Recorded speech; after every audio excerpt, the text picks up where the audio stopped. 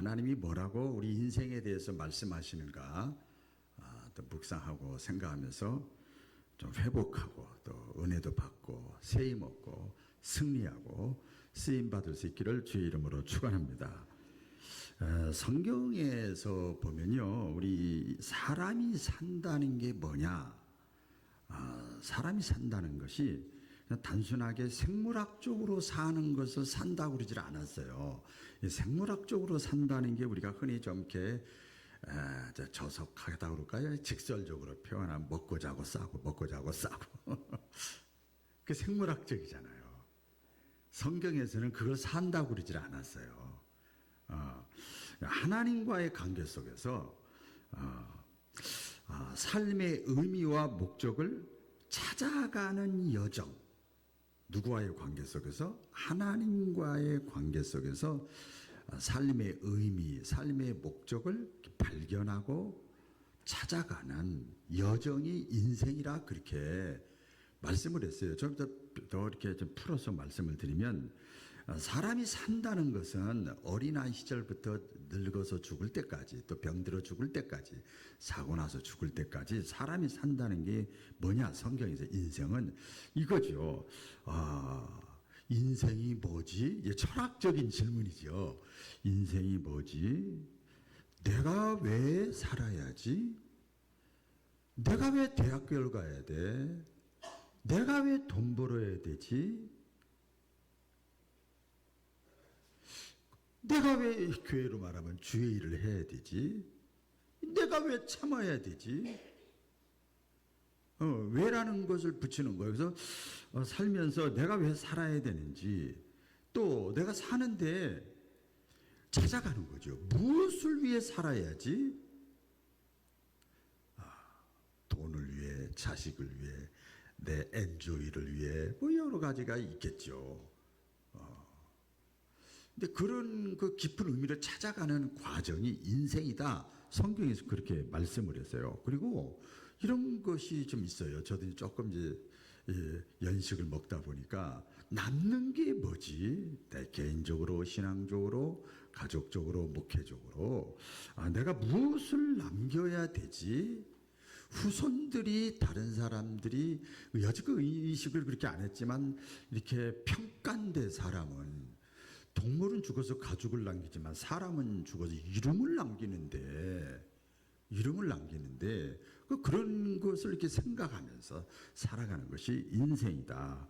그리고 영원한 것이 뭐지?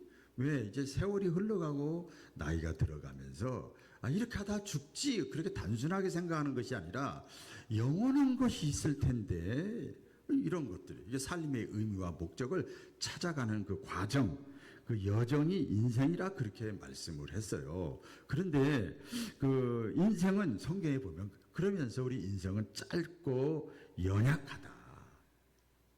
아주 똑똑한 것 같고, 아주 바른 것 같고, 본인이 하나님 같아.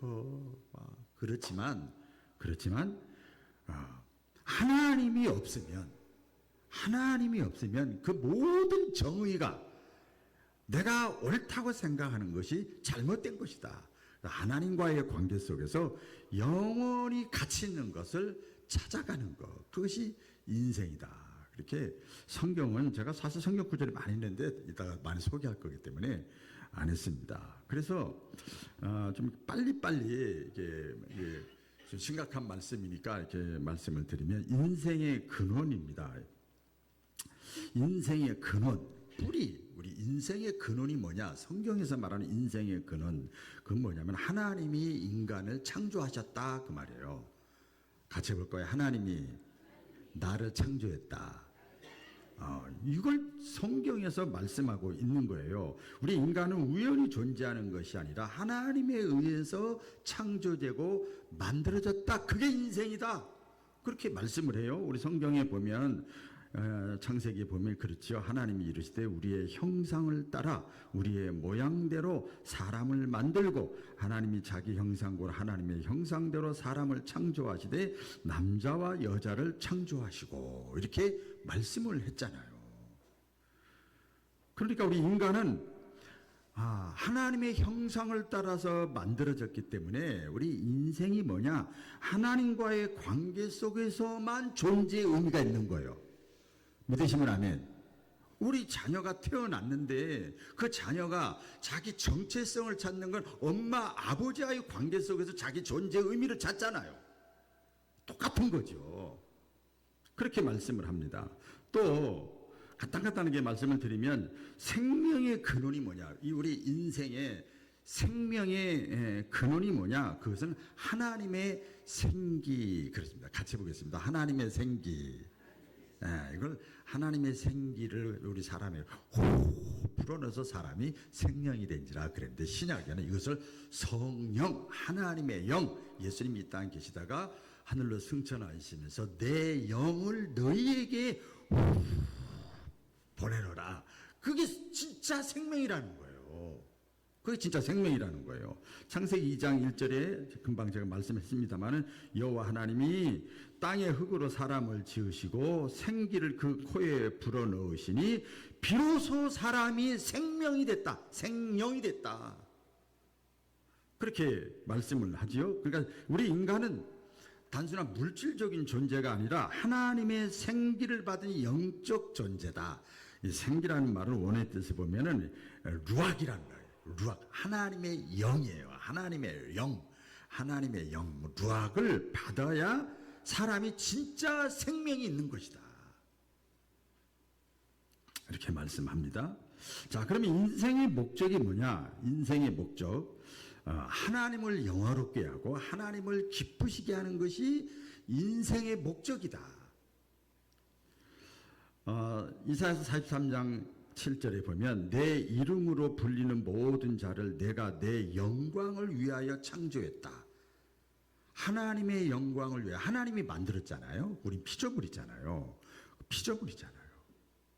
다시 또 옛날 한번 했는데 해볼까요? 우리는 피조물이잖아요. 이 사람이 필요해서 만들었단 말이에요. 그러니까 쓰임 받아야 된다 이 말이에요. 만들어진 창조물, 만들어진 이 피조물은요, 이 만든 자를 위해서 존재하는 거예요.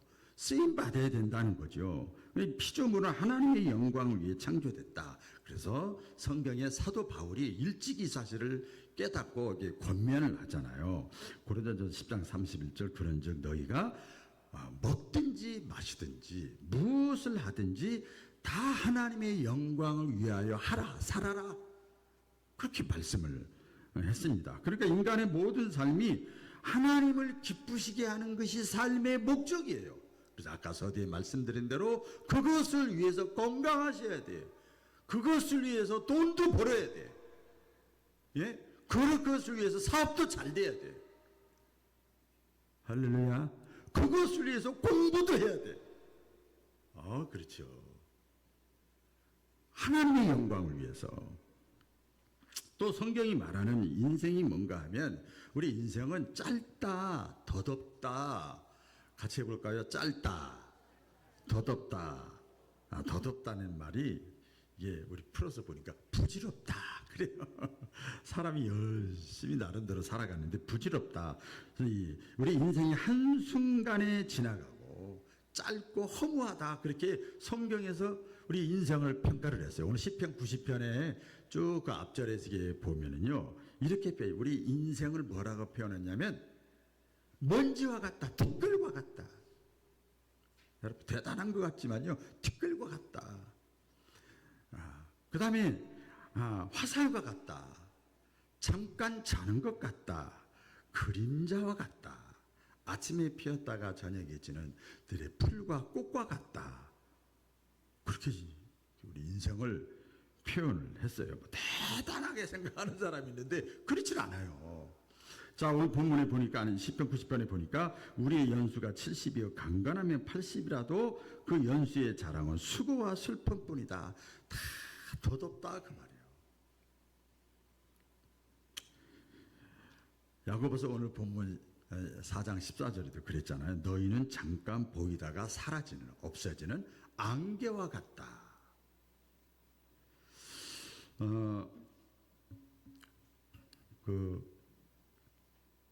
저보다 연세 더 드신 분도 계시고 젊은 사람도 계시지만 내 마음은 젊거든요. 내 마음은 굉장히 젊어요. 20대와 20대. 그런데 중요한 것은 사람들이 인정을 안 하고 사회에서 인정을 안 해줘요. 너무나 빨리 지나가.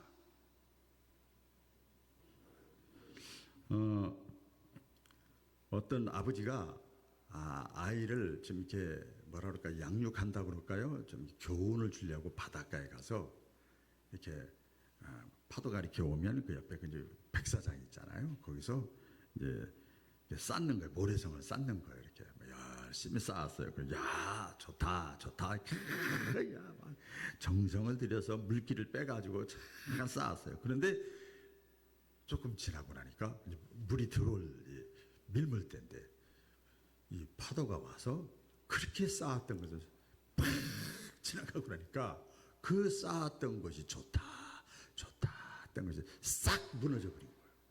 그러니까 이 어린 아이가 막 우는 거예요. 그동안 얼마나 정성을 들였는데, 그래서 그럴듯하게 했는데 다 무너지니까 막 속상해가지고 막 우는 거예요. 그때 이 아버지가 얘기하는 거예요. 야, 우리 인생도 이와 같아. 우리 인생도 똑같아. 내가 아무리 열심히 살아도 결국은 남는 게 없어. 다 사라지는 거야. 그런 교훈적인 얘기를 했다는 거예요. 안개와 같다. 우리 여러분 안개 저도 옛날에 등산 갈 때 보니까 등산을 갔을 때 막 실감을 했는데 밑에서 보니까 아무것도 안 보이더라고요. 안개인지 구름인지 꽉 차가지고 막 그 위가 안 보여요. 그래서 신기하니까 이제 등산에서 이렇게 올라갔는데 갔는데 안개가 안 보여. 분명히 있는데 안 보여. 멀리는 보이는데 가까이 가서 보면 없어. 그게 인생이라는 거예요. 당장 존재하는 것 같은데, 당장 실제하는 것 같은데 가까이서 보면 없어요. 그게 인생이요. 그렇게 성경에서 말씀을 합니다. 또 성경에서 말하는 인생이 뭐냐? 죄와 인생의 고통에 대해서 말씀을 하는데요. 아까 수고와 슬픔뿐이라는 얘기를 했습니다만은 우리 인생이 왜 그렇게 어렵고 왜 고통스럽고 왜 그렇게 사는 것이 수고와 슬픔이고 그러냐? 죄 때문에 그렇다는 거예요. 성경에서 계속 줄기차게 말씀을 합니다. 여러분 잘 아시잖아요. 창세기에 보면 우리 인류가 죄를 짓기 전에는요 고통이 없었어요. 유토피아야. 행복했어요. 하나님과 함께 교제하는 에덴 동산의 삶을 행복했어요. 그런데 죄 때문에 우리 로마서에 쭉 나오잖아요. 모든 사람이 죄를 범하였음에 하나님의 영광에 이르지 못한다. 이랬어요. 이게 무슨 뜻인가 하면 죄 때문에 원래 에덴 동산의 행복을 다 잃어버린 거예요. 행복을 상실하고 그 다음에 고난이 오고 고통이 오고 아픔이 오고 그렇다. 하나님을 잃어버리니까 이 죄를 짓게 되고 당연히 그 죄의 삭은 사망이라는 건 죽음이라는 말도 있지만 고통이요. 죄 때문에 사람이 고통스럽다. 그렇게 성경에서 우리 인생에 대해서 말씀을 합니다. 또 성경이 말하는 인생이 뭐냐? 제가 짧게 이제 말씀을 드리는데 그럼에도 불구하고 예수 그리스도 안에서는 새로운 인생으로 살아갈 수 있다. 그것이 인생이다. 따라해보겠습니다. 예수 안에서는 새로운 인생을 살 수 있다. 우리 인생은 비록 연약하지만 예수님 안에서 강해질 수 있다. 여러분 사도 바울이 그랬잖아요. 나는 무능력하지만 내게 능력 주시는 예수 안에서 나는 강해질 수 있다. 그렇게 고백을 합니다. 우리의 겉사람은 시간이 흘러가면 점점 연약해지고 점점 약해지지만 그러나 겉사람은 그래요. 속일 수가 없어. 그러나 내가 예수 안에 있으면 겉사람은 약해지지만 우리는 날로 새롭게 살아갈 수가 있다. 영적으로 정신적으로도 강건하게 살아갈 수가 있어요. 저는 우리 젊은 사람들 제가 지난주에도 그 서울신대 대학원 강의를 했습니다. 3시간 이렇게 했는데, 그렇게 하고 또 어제는 우리 호성신학교 여기 전주에 가서 2주에 한 번씩 토요일 날 또 강의를 하는데, 저 오랜만에 그 서울신대 대학원생들에게 강의를 했어요. 한 40여 명 이렇게 모여 있더라고요. 1차로 이렇게. 근데 보니까 다 젊어요. 대학원생들이니까 우리 아들들보다도 젊어. 그 아들들이 다 이렇게 있더라고요. 이렇게 듣는데 이렇게 가만히 보니까 전부 저기 보면 알아. 하도 이제 많이 해서 알아. 보니까 지식적으로만 들어. 그게 보이더라고요. 원리와 이론을 얘기할 때 눈이 반짝반짝 하더라고요. 눈이. 그런데 그것을 실제 사역에서, 인생에서, 삶 속에 적용하는 부분을 얘기했더니 눈 감아요. 그런데 이게 다 그런 건 아닌지만 호성신학교 여기는 나이들이 많이 들었어요. 저보다 나이 많은 사람도 있고 이렇게 거기도 한 10명 이렇게 되는데 해보니까 뭐 이론을 배우려고 하는데 잘 안 들어가지. 이론을 막 늦게 신학 공부하지. 그런데 실제 얘기를 하면 눈이 반짝반짝 뜨더라고요. 완전히 달라. 왜 그럴까 봤더니 이 젊은 친구들은 자기가 사역을 하면서 주의 일을 하면서 부딪힌 게 별로 없어. 주일학교 하나 하고 학생회 하나 하고 막 이게 다니까 대부분이 그렇게 부딪힘이 없으니까 이론은 다 아는데 실제 얘기를 하면 경험을 안 했으니까 한계를 못 느끼니까 그냥 이렇게 하더라고. 그런데 이쪽 늦게 신학 공부하신 분들은 이론에는 약한데 실제 막 부딪힌 이 질문이 얼마나 많은지 몰라. 여러분, 어떤 여인이 또 이제 그 실뜨기 하는, 제가 광주에서 목회할 때 그 양본사님이라는 분이 있어요. 가게를 조그맣게 오픈하신 분이 있어요. 아주 기술자이실 분이 있는데, 근데 어느 날 막 그 와서 교회로 올 시간 되는데 안 왔어요. 알고 봤더니 그 실타리가 다 엉켜 있는 거예요. 전문가인데도 다 엉켜 있어요. 막 혼자 풀려고 하다가 안 되니까 자기보다 더 전문가한테 전화를 하더라고요. 이렇게 해가지고 좀 그래서 늦는다고, 교회 좀 늦는다고. 그래가지고 그 전문가가 알려주는 대로 이렇게 하니까 그 실타리가 다 풀려지고 제자리를 찾은 거예요. 여러분, 우리 인생도 똑같아요. 죄 때문에, 내가 잘못한 것 때문에 내 삶이 막, 가정이, 자녀가, 인생이 막 꼬이고 막 엉켜 있을 때 똑같아요. 그 모든 게 다 왜 그런가 봤더니 내 허물과 실수와 죄 때문에 그런 거예요. 그럴 때 여러분, 예수님 앞에 나오시기를 주의 이름으로 축원합니다. 그러면 막 풀리는 거예요. 왜 이렇게 꼬였지? 왜 나에게 어려움이 있지? 왜 이렇지? 왜 이렇지? 이렇게 하면 거기 빠지면 잘못하면 막 우울증 걸려. 그때 하나님 앞에 나가고 그때 예수님께 나가면 내 잘못도 깨닫게 하고, 그래서 하나님이 거기서 풀려지게 만드는 거예요. 이기게 만들고 극복하게 만들고 이해하게 만들고 사랑하게 만들고. 여러분, 성경에 욥이라는 사람이 있잖아요. 고난을 겪었잖아요. 어떤 고난입니까? 물질이 다 그냥 하루아침에 다 없어져 버렸어요. 그 다음에 사랑하는 자녀들이 다 죽어버렸어요. 여러분, 그 중에 하나라도 여러분이 있다고 생각해봐. 생각해봐요.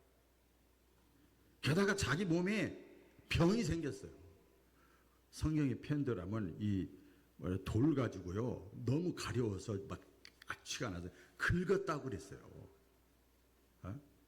그렇게 그리고 더 중요한 것은 자기가 그래도 믿고 의지했던 자기 아내도 자기를 막 정죄하기 시작하는 거예요.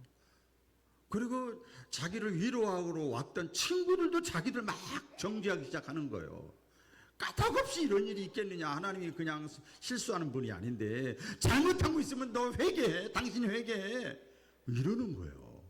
가뜩이나 힘들고 어려운데 이런 상황이 있었잖아요. 그때 이 욥은요, 욥기 23장 7절 이하의 말씀, 유명한 말을 합니다. 주신 자도 여호와시요 거두어 가시는 자도 여호와시오니 할렐루야. 그래서 하나님을 철저하게 의지하면서 그 어려움을 다 이겨냈어요. 여러분, 예수님을 믿기만 하면, 예수님을 마음속에 영접하기만 하면, 내가 나이가 들어도, 내가 좀 실수를 했어도, 내가 좀 범죄를 했어도, 내가 좀 가진 것이 없어도, 내가 좀 배운 것이 부족해도 젊은 사람 못지 않게 새로운 삶을 살아갈 수 있음을 믿으시기를 바랍니다. 그래서요, 이때 나이는 숫자에 불과한 거야. 이때. 보면요, 요새 젊은 사람이 애늙은이가 많아. 20대, 30대인데 이렇게 말하는 거 보면 거의 70대, 80대야. 다 포기했어. 그냥 문 흘러가는 대로 살아가는 사람이 있어. 근데 나이가 70, 60 넘었는데도 계획이 있고 막 의욕이 있는 사람이 보니까 그 속에 비전이 있고 꿈이 있어. 신앙적으로 예수가 있어. 삶의 의미와 목적과 방향이 딱 정해져 있으니까 주님이 부르실 때까지 내가 쓰임 받아야지.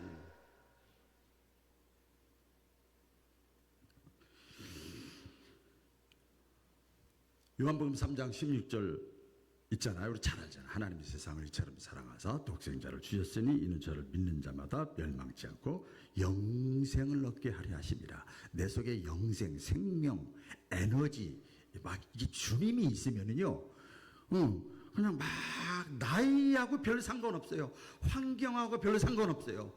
배운 거하고 별 상관없어요. 내가 남자냐 여자냐 그거하고 상관없어요.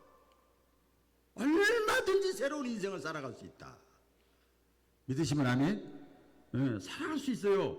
예, 고린도서 5장 17절에 그 사도 바울이 그랬잖아요. 그런즉 누구든지 어떤 사람이든지 간에 그리스도 안에 있으면, 예수님이 그 안에 있으면 그 사람은 새롭게 살아갈 수 있다. 새로운 피조물이다. 마지막입니다. 성경이 말하는 인생이 뭐냐? 오늘 이제 결말인데요. 인생이 뭐냐? 우리 인생이 죽음으로 끝나는 것이 아니라 영원한 삶으로 가는 여정이다. 영원한 삶으로 가는 여정. 그러니까 인생의 최종 목적지는 영원한 하나님의 나라예요. 우리 성경에 나오잖아요. 찬송가도 나오잖아요. 그래서 내 속에 예수님을 믿고 신앙이 있는 사람은 이 땅에 살아가면서 똑같이 하루 세끼 밥 먹고 똑같이 일하고 똑같이 나이 먹는데, 어떤 사람은 나그네 인생을 살아가는 사람이 있고 목적지가 없으니까, 어떤 사람은 순례자의 삶을 살아가는 거예요. 목적지가 있으니까. 목적지가 하나님의 나라예요. 영원히 우리가 거해야 될 곳, 거해야 될 곳. 그 더 나아가서 우리 인생의 마지막이 뭐냐? 심판이 있다고 그래서 심판. 우리 히브리서 9장 27절 다 같이 읽어볼까요? 너무 유명한 말씀이죠. 시작. 한 번 죽는 것은 사람에게 정해진 것이요 그 후에는 심판이 있으리니. 여러분, 근거가 뭘까요? 심판에 대한 근거가, 이게 잡아 보세요. 사람은 본질적으로 영적 존재예요. 따라해 보겠습니다. 사람은 본질적으로 영적인 존재다. 자, 그래서 이게 장례식 치를 때 제일 많이 인용하는 게 입관예배 시간이에요. 입관예배를 드리기 전에 가족들이 전부 할머니, 어머니, 아버지, 동생, 가족들을 다 관 뚜껑 닫기 전에 다 보거든요. 그래서 막 슬퍼하는 거예요. 육신은 있는데 영이 사라지니까 죽은 거예요. 사람의 진짜는 뭐냐? 육신 껍데기가 아니라 영이다 이 말이야. 영적 존재다. 그러니까 육신은 죽음으로 끝나지만 영은 끝이 아니다. 믿으시면 안 해? 육신은 죽음으로 끝나지만 영은 끝이 아니에요. 영원해요. 그래서 성경에 이렇게 표현을 많이 합니다. 영생, 영원히 산다. 천국. 영벌, 영원히 벌 받으면 산다. 지옥. 죽음으로 끝이 아니라니까요. 그래서 예수님이 말씀하잖아요. 본질적으로 사람은 영적인 존재이기 때문에. 오늘 본문에 그 내용 아닙니까? 마귀가 예수님 40일 금식기도 하고 배가 고파서, 가장 약점이 지금 배고플 때야. 딱 건드는 거예요. 그 약점을. 돌을 변화시켜서 넌 충분히 능력 있잖아. 네가 맘만 먹으면 돌을 떡 만들어서 너 배고픈 거 채워. 예? 사단이 그랬잖아요. 그때 예수님이 뭐라고 그랬습니까? 잘 알잖아요. 사람은 영적 존재이기 때문에, 설명하는 거죠. 사람은 영적인 존재이기 때문에 떡으로만 사는 것이 아니라 하나님의 입으로 나오는 영적인 말씀을 먹고 살 것이라. 할렐루야. 그렇게 예수님이 말씀을 했습니다. 여러분, 사람이 육신이 전부라 그러면 당연히 떡만 있으면 되죠. 다른 거 필요 없어요.